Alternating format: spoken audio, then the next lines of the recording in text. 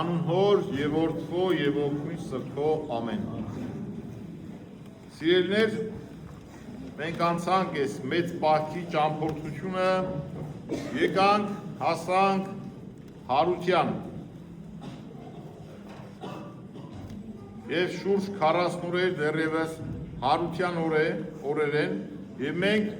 պիտի Հարության ավետիս տանք միշտ, ասելով Քրիստոս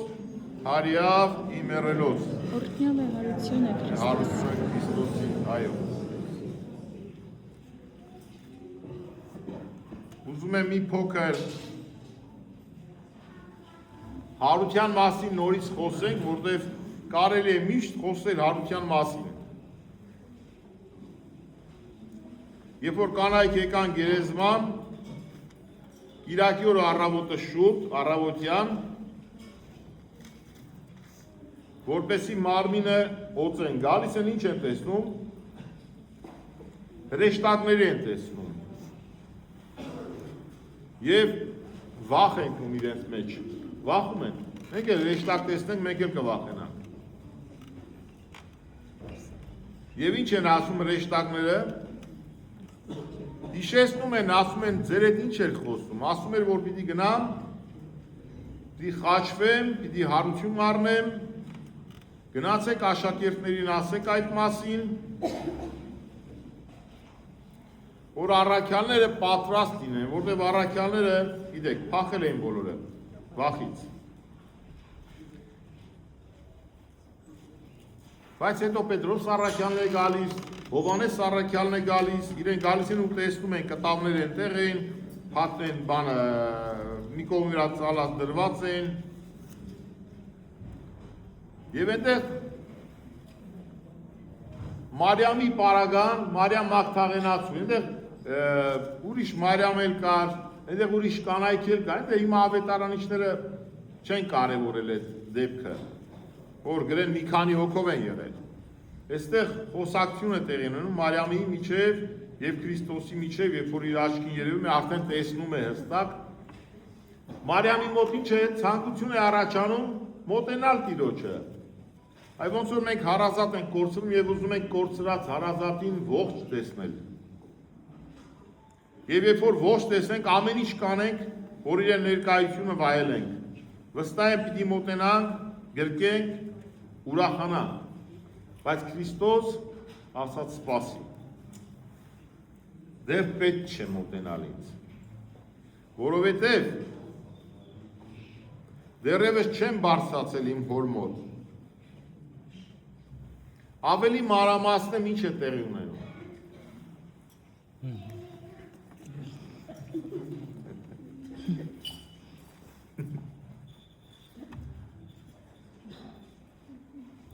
Ինքը ուզում է մոտենալ, գրկել, բայց իր մարմինը առաջվա մարմինը չէր այլևս։ Ասում է, որ այլևս ես աշխարհի վրա ուրիշ հանգամանքով եմ եկել։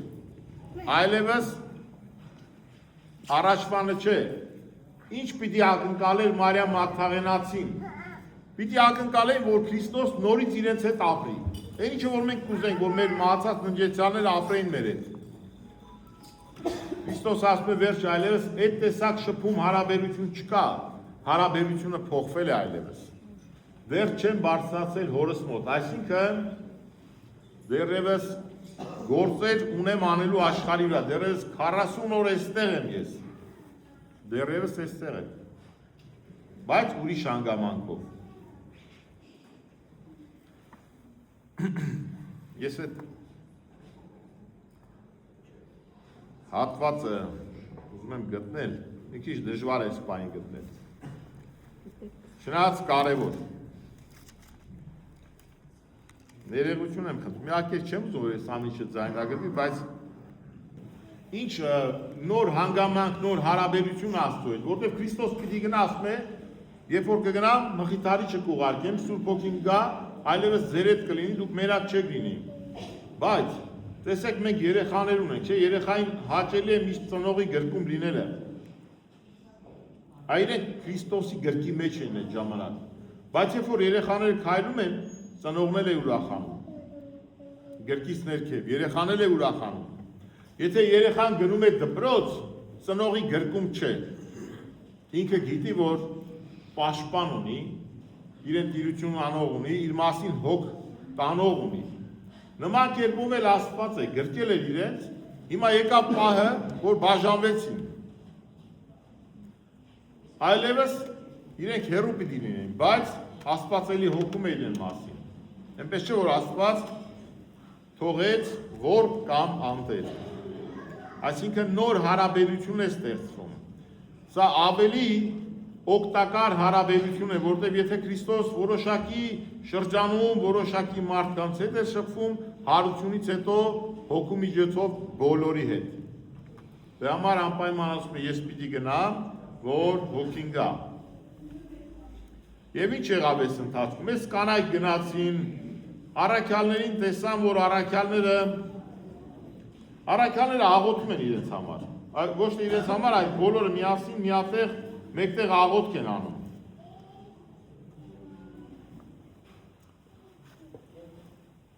Հավաքվել էին վերջին լուսիկի տանը, Մարկոս ավետարանիչենց տանը, այնտեղ աղոթք էին անում, Քրիստոս եկավ եւ ասում է փակ դռների միջով մուտք գործեց, բայց ինքը մարմին ուներ եւ Աստծո համար անկարելի ոչինչ չկա։ Եվ գիտեք ինչ ասած, շատերը կարծում էին հոգի է, Քրիստոս եկավ ինչ է, ասում է, ինչ որ մի բան տվեք ուտելու։ Նրանք ուրախացած էին, բայց ասում են ինչ որ բան տվեք ուտելու։ Հիմա երևություն, այդ հատվածը Ղուկասն է, 42-ը։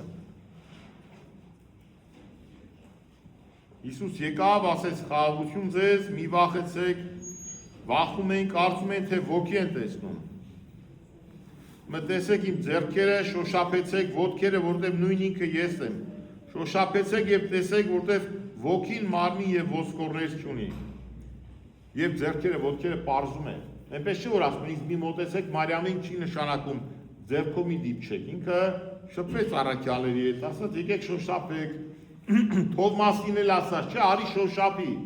այնպես որ չէր կարելի, կարելի էր շփվել իրեն հետ, ուղղակի ասում է նոր հարաբերություն եմ ստեղծելու, այն առաջվա պես չի լինելու, որ մոտենակ մշտականի հետ լինեք։ Եվ նրանք ասում են չէին հավատում, ասաց այստեղ ուտելու բան ունեք, նրանք տվին նրան խորոված ձկան մի կտոր և մեղրախորիսկ։ Եվ նա առավ, կերավ նրանց առաջ, մնացածները տվեց նրանց և ասաց։ Ասում է, այս ամենը կատարվեց, որպեսզի օրենքի մեջ գրվածները, մարգարեությունների մեջ գրվածները կատարվեին։ Ձկան կտոր կերավ և ուղղակի մեղրախորիսկ հարցնում են քանի անգամ,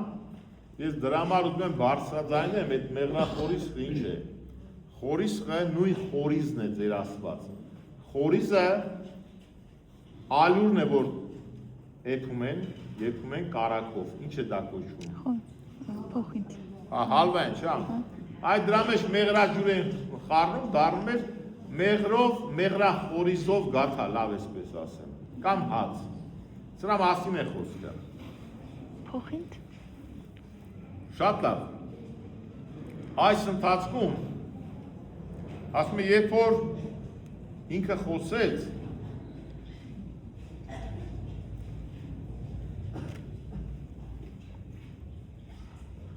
իրենց, ասում է, աչքերը, նրանց մտքերը բացվեց, որպեսզի հասկանան գրքերը։ Մինչև այդ Էմավուս գնացող Էմավուսը Երուսաղեմից 11 կիլոմետր հեռու գյուղ էր։ Երկու հոգի գնում էին Էմավուս իրենց հետ Քրիստոս ճանապարհին խոսելով գնաց։ Իրենք խոսում էին Քրիստոսից, բայց Քրիստոս ասաց ինչ եք խոսում, ասացին միայն դու է որ չգիտես, որ Երուսաղեմում ինչ տեղի ունեցավ այս օրերին։ Խաչեցին մարգարեին եւ այլ այսպես ի վերջո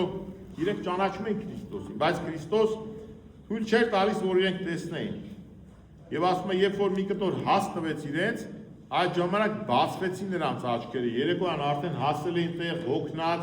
ընթրիք պիտի անեին, աչքերը բացվեցին։ Եվ նրանք Քրիստոսին ճանաչեցին, բայց Քրիստոսը ասում է իրենց մոտից աներևույթ եղավ եւ իրենք վերադարձան գիշերով նորից Երուսաղեմ, որտեղ ինչ որ տեսել են, պիտի գային առաքյալներին պատմեին։ Եկան պատմեցին շատ արագ։ Իրանք էլ չէին հավատում, առաքյալները չէին հավատում, դրա համար Քրիստոս եկավ արդեն երևաց իրենց, բոլորին երևաց։ Եվ իրենց ասում է բացվեց նրանց մտքերը, մյուստեղ է բացվեց իրենց աչքերը եւ իրենք տեսան Հիսուսին։ Բայց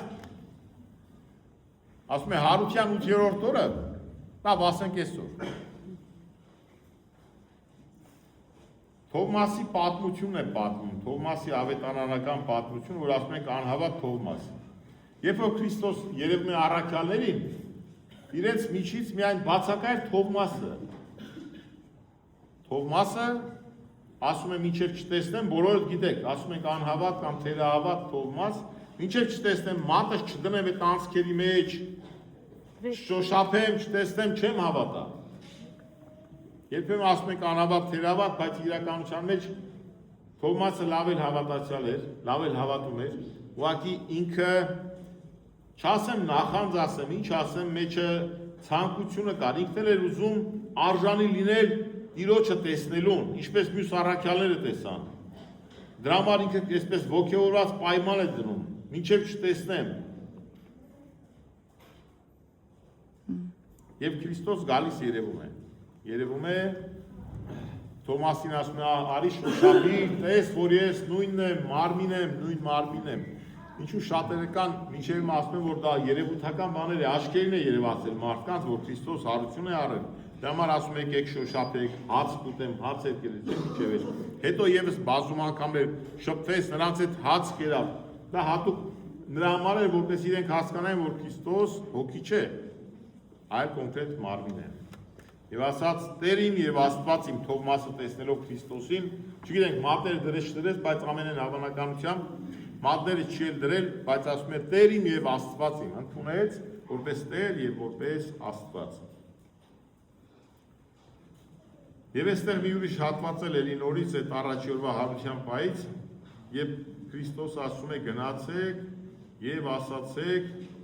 իմ եղբայրներին, առաքյալների մասն է խոսքը, իմ եղբայրներին, որ ես գնում եմ իմ հոր մոտ։ Քրիստոսով մենք ավելի մոտիկ ենք դառնում Աստծուն, բարեկամ ենք դառնում։ 5 տակարանի մեջ Տեր եւ ծառա հարաբերությունն է։ Տեր եւ դա ասեմ հերո անձնավորություն էսպես։ Նոր կտակարանի մեջ Քրիստոսով մենք դառնում ենք եղբայրներ, Տիրոջը։ Աստծուն, այսինքն զավակներ ենք լինում, եթե Քրիստոսին եղբայրներ ենք, ուրեմն Աստծուն զավակներ ենք։ Իհարկե Քրիստոսը իր բնությամբ է Աստծո զավակ։ Բնությունից այդպես։ Մենք ըստ շնորհի, որպես նվեր, ըստ Աստծո խոսքի, մարմնավոր կապ չունենք, ֆիզիկական կապ չունենք Աստծո հետ, ինչպես որ Քրիստոս ուներ, բայց մենք Քրիստոսին եղբայր լինելով Աստծուն զավակ ենք լինում եւ կարող ենք Տիրոջը որպես հայր ազատ դիմել, ինչպես որ հայր մեր աղոթքի մեջ, ինչպես որ այնտեղ ժողովուրդը բազմությունը հավաքված էր եւ Քրիստոս ասաց, ովքեր որ պահում են իմ խոսքերը, ինձ եղբայր են, քույր են, հարազատ են, ամեն ինչ են, բարեկամ են ինձ։ Մոտավոր սա էր, որ ուզեցի նաև այսօր խոսենք, մի քիչ մտորենք, բայց իմ խնդրանքը կամ առաջարկը, որ եւ մեր համար աղոթենք, եւ մեր հարազատների կամ նրանց, կամ բոլորի ովքեր որ ուզում ենք, որ իրենք էլ Աստծուն ճանաչեն, շատ ժամանակ ասում են, ինչ կարող եմ անել աղոթելում համար, դե լավ աղոթելու բան չկա, բացի որ ասենք ունես քույր, ունես եղբայր, ընտանիքներ ունես հարազատներ, ունես բարեկամներ, ունես ընկերներ, որոնց որ բարին ես կամենում մաղթում ես, պետք է բոլորի համար աղոթք անես,